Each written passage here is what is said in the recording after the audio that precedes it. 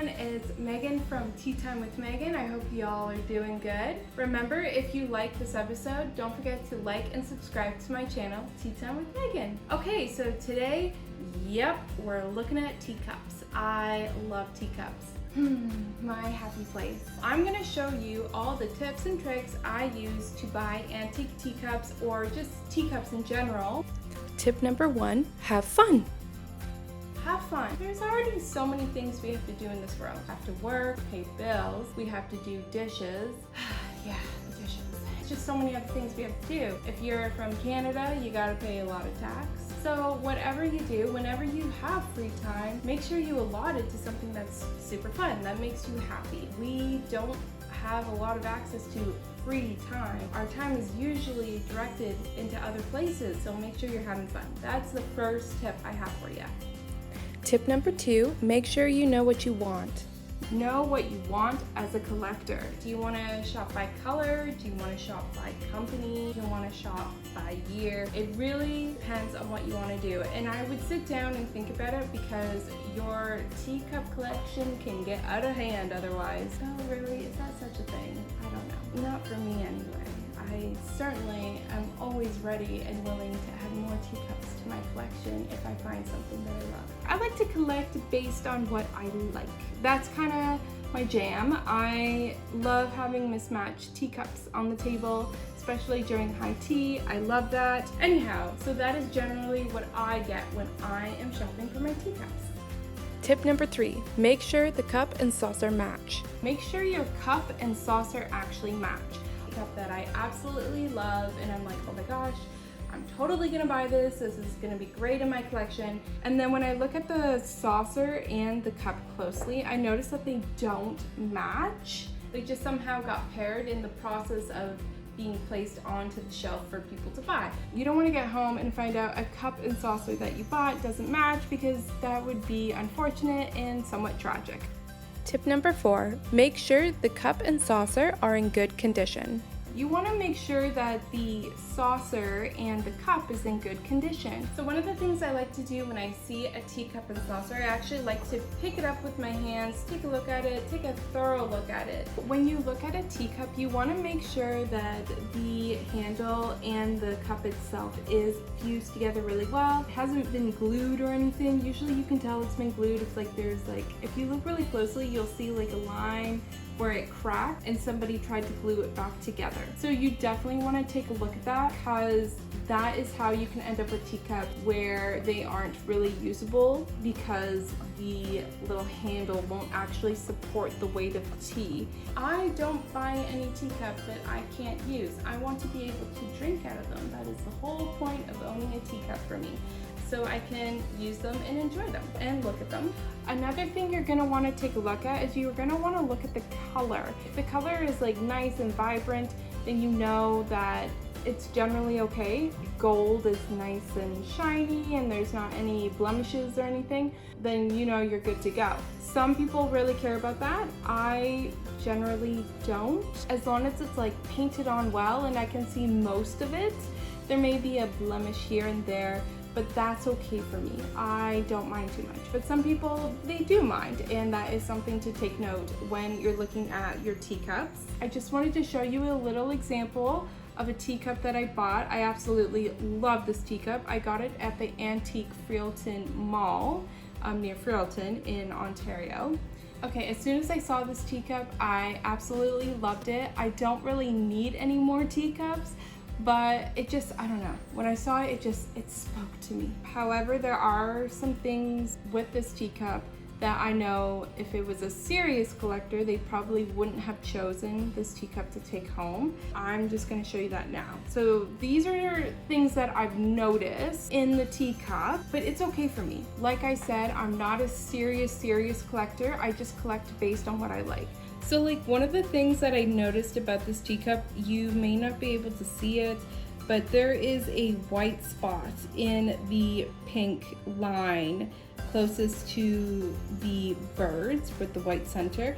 You can see that there's just a little mark right there. Again, that would be something probably a serious collector would notice and wouldn't take the teacup. Another problem with this teacup is right there. You can see that some of the gold has kind of worn off from the teacup.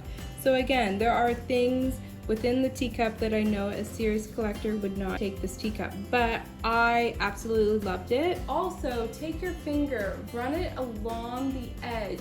That way you can feel if there's any chips, even if you can't see it with your eye. Just find the teacup that you would like. But if you are wanting to be more of a serious collector, you may want to look at those kind of things so you know exactly what you're looking for when you do end up going into a market. Tip number 5, don't get caught up in the moment. Don't get caught up in the moment. There has been so many times I have seen a teacup, I have fallen in love with it, I'm like, oh my gosh, yes, I'm gonna take this home, I gotta have it, I gotta put it in the collection. And then I look at the price. Sometimes I've seen teacups range from, $5 to $500. And again, you need to figure out what your budget is and stick to that budget. Don't get caught up in the moment. I understand you love this teacup and you want this teacup. We've all been there. I've certainly been there. However, it is completely out of my price range, and you never know. You may find this teacup somewhere else. This teacup right here, I found it at the antique market and I absolutely loved it. I love yellow. That's one of my favorite colors. So I just fell in love with this teacup and I said, oh my gosh, I have to have it. How much is this teacup? And they told me it was $100. Okay, that's a little too much for me. I put it down and I did end up walking away from the teacup. However, I felt not that great. I thought, oh my gosh, I love this teacup. What is the chances of me finding it? I feel like I should go back and just get it. I didn't do that in the end. I did go home from the market without the teacup. Probably 2 weeks later, I kid you not, I was in the Goodwill store, and guess what I found? I found the exact same teacup for $3.99. So you never know what you're gonna find. Now, does that mean that you should walk away from every teacup you love? No, of course not. I'm just here to say that you can find it in other places. You just have to be patient. It doesn't happen just like that, I find, and I do end up finding the teacup that I originally wanted, or I find something very close, or I find something new altogether, which is fine too. My price range is between $5 to $30. $30 is like the high end for me. I gotta really like this teacup for me to be able to spend $30 on it. My absolute like max price, $30 to between $35. That would be like the absolute max, and that is like, I absolutely love this teacup. I cannot think about anything else until I get this teacup. That is generally my price range, and that is something that you're gonna want to sit down and think about before you go out and start looking around at different teacups. My favorite teacup from my collection.